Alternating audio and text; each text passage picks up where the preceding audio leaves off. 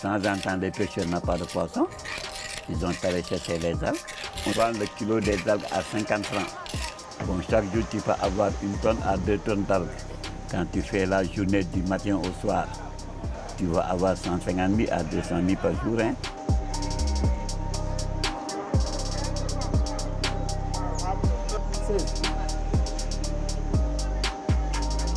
On va essayer de mettre en culture des lignes de cette algue-là. La doctorante, dans le cadre de ce projet-là, est allée collecter les algues avec un plongeur ce matin et hier. Et là, en ce moment, on identifie les individus, on les pèse, on prend le poids, la longueur, avant de les attacher avec les cordes pour les immerger au fond. On a attaché les algues au niveau de la ligne principale.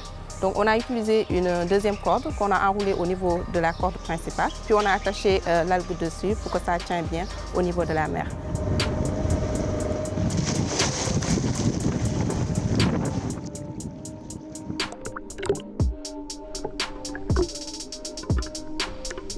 C'est quelque chose qui est bienvenu au niveau de Ouakam. Dans l'avenir, nous allons avoir un champ de ces algues qui est en train d'être installé. C'est la recherche qui nous a permis à vraiment identifier certaines algues. Chaque période a un type d'algue qui est là au niveau par exemple des rochers ou bien en mer. C'est quelque chose à favoriser.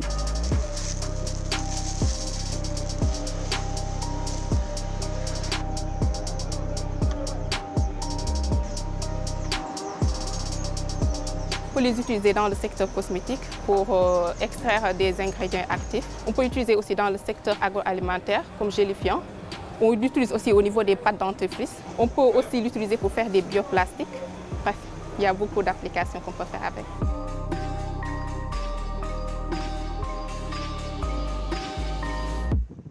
On a choisi cette zone parce que c'est une zone interdite de pêche, donc on ne pose pas de problème aux pêcheurs.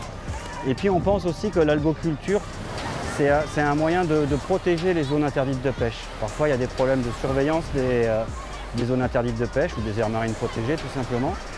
Et le fait qu'il y ait des lignes par exemple, ça va empêcher des activités avec des filets.